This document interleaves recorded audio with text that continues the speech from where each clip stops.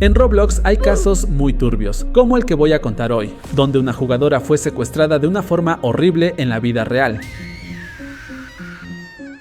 Dylan, quien vivió todo esto, nos empieza contando que todo empieza en un vecindario bastante normal, de esos barrios donde todo el mundo se conoce de vista, donde los niños juegan en la calle y los adultos se saludan cuando sacan la basura. Dylan tenía 14 años, era un chico normal de los que van al instituto, llegan a casa, hacen los deberes más o menos, y luego se pasan el resto del día en su habitación con el celular. En ese mismo vecindario vivía Natalia, una chica de 13 años, se conocían de toda la vida, pero de esa forma en que te conoces con alguien que vive cerca y con quien apenas tienes relación. Solo se decían un hola rápido al encontrarse. Nada más. Un día se cruzaron en la calle sin ir a ningún sitio en concreto y empezaron a hablar de youtubers. Y en algún momento de esa conversación salió el tema de Roblox. Ninguno lo había jugado nunca, pero los dos tenían curiosidad. Fue Natalia quien dijo primero, ¿y si lo probamos? Esa misma tarde cada uno desde su casa se lo descargó. Empezaron a jugar casi a diario, unas veces conectados por el chat de voz y otras veces quedaban en persona. Dylan dice que fue una de esas amistades que se forman muy rápido y muy fuerte, de las que no te esperas. Antes de Roblox apenas se hablaban y de repente estaban pasando horas juntos cada día. Pero aquí es donde la historia empieza a ponerse turbia. En ese vecindario había un vecino, un hombre de unos 40 años que Dylan describe como raro. Y cuando dice raro, no se refiere a mal aspecto ni a mala educación. Se refiere a ese tipo de rareza que es difícil de explicar con palabras, pero que notas. Vivía solo, casi nunca salía, y cuando lo hacía, miraba siempre al suelo o a los lados, como si no quisiera que nadie le viera la cara. Nadie sabía a qué se dedicaba, nadie sabía nada de él.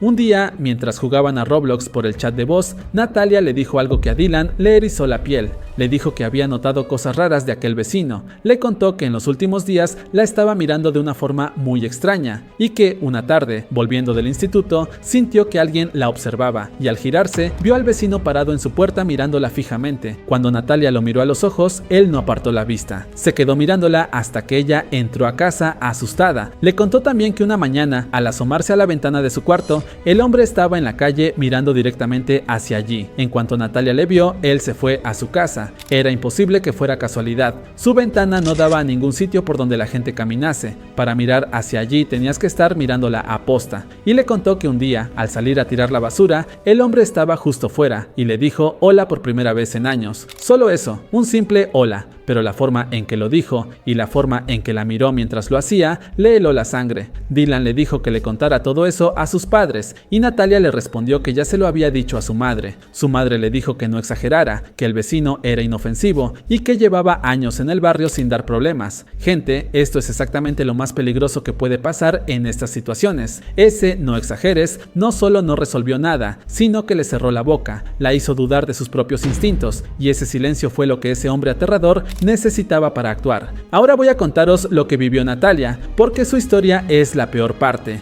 Ese día salió del instituto a la hora de siempre. Había quedado con Dylan para jugar por la tarde, así que iba con prisa. Paró un momento en el supermercado de la esquina. 5 minutitos, nada del otro mundo. Lo que Natalia no sabía es que ese hombre llevaba semanas siguiéndola, no solo mirándola desde la puerta. Él sabía a qué hora salía del instituto Natalia, sabía el camino que hacía para volver a casa y sabía cuándo estaba sola. En el momento en el que salió del supermercado, el hombre estaba ahí, apoyado en la pared con una bolsa en la mano, como si acabara de comprar él también. Le sonrió, le dijo que qué casualidad, que si quería, él la podía acompañar un rato, ya que iba en la misma dirección. Natalia sintió el mismo escalofrío de siempre, pero aceptó normal, porque a plena luz del día, en una calle que conocía de memoria, ¿qué podía pasar? A mitad del camino, el hombre le dijo que se había dejado algo en el coche, que estaba justo ahí a unos metros, y que esperara un segundo. Y Natalia esperó para no hacer el feo. Lo que pasó fue muy rápido y aterrador. Natalia recuerda la mano del hombre en su brazo, recuerda que intentó gritar y que algo le tapó la boca antes de que pudiera reaccionar. Recuerda un olor raro y que sus piernas dejaron de responder. Lo siguiente que sintió fue que perdía el conocimiento.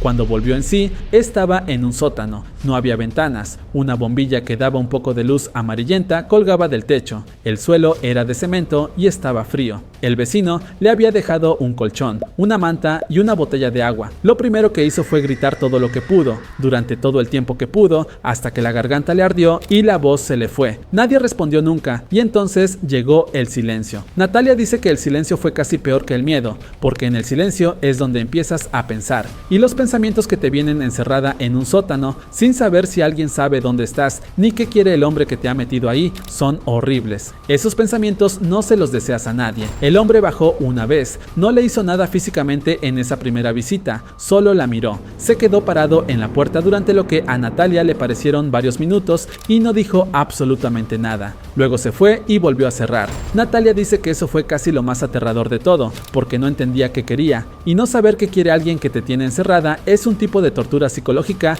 que te destroza la mente.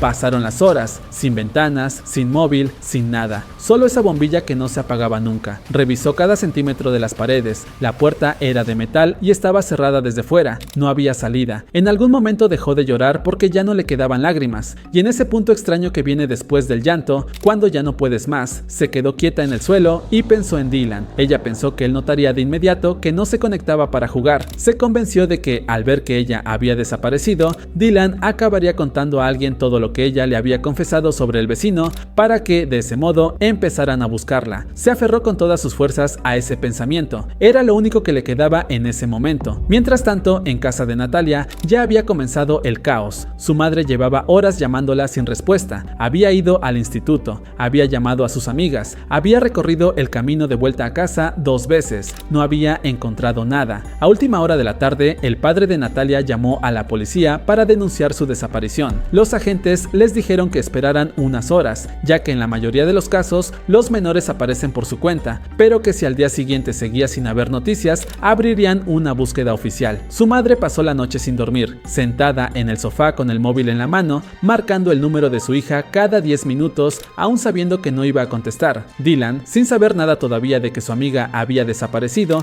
también llevaba horas esperando. Natalia no se había conectado, no respondía a los mensajes y no cogía las llamadas. Intentó convencerse de que habría alguna razón normal, pero había algo que le apretaba el pecho y no le dejaba tranquilo. Al día siguiente Natalia no apareció en el instituto. Cuando Dylan vio su silla vacía, se le revolvió el estómago. Al salir fue directo a su casa y le contó todo a su padre sobre el vecino, las miradas, la ventana, el hola que le había helado la sangre, todo. Su padre le escuchó y le dijo que entendía que estuviera preocupado, pero que no podían ir a culpar a un vecino sin ninguna prueba. El vecino era raro, pero eso no era un delito por el que culparlo. Dylan nos cuenta que en ese momento se le llenaron los ojos de lágrimas. No era rabia contra su padre, era desesperación, porque había algo dentro de él que estaba completamente seguro de que ese vecino tenía algo que ver con Natalia. Entonces le rogó a su padre que fueran a la puerta del vecino. El padre dudó, pero Dylan insistió tanto que al final aceptó. Fueron los dos juntos, llamaron y el vecino abrió.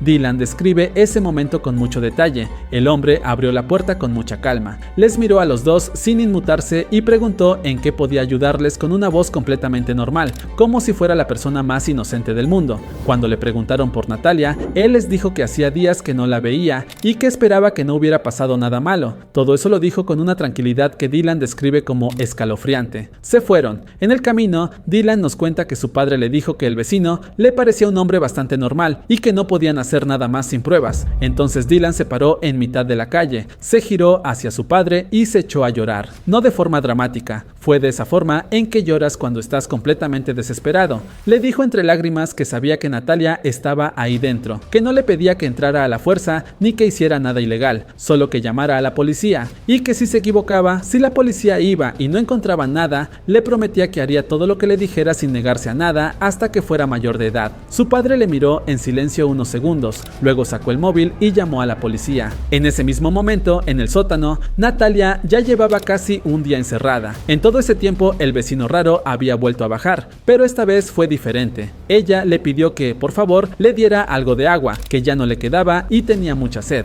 pero él no la escuchó. Con una camiseta vieja, le tapó los ojos a la fuerza, seguido la empujó tirándola al suelo, y lo siguiente que sintió fueron golpes. No veía nada, pero describe que se sentían como latigazos, como un cinturón. Cuando el hombre paró y la dejó sola de nuevo en el sótano, Natalia ya no tenía esperanza, estaba segura de que ese hombre la iba a matar, y en algún momento momento dejó de intentarlo todo y simplemente esperó. Era imposible escapar de ahí, era literalmente como una cárcel. Y entonces ocurrió el milagro. Empezó a escuchar ruido arriba, voces, varios pasos, golpes en la puerta principal. Natalia se puso de pie corriendo y empezó a golpear la puerta del sótano con las manos y los pies, gritando con lo que le quedaba de voz que estaba ahí dentro y que por favor alguien la ayudase. En ese momento la puerta del sótano se abrió. La policía había llegado al poco tiempo de que el padre de Dylan llamara. El vecino siguió con la misma calma negando todo, pero cuando los agentes insistieron en entrar a revisar la casa, algo en su actitud cambió y los agentes lo notaron.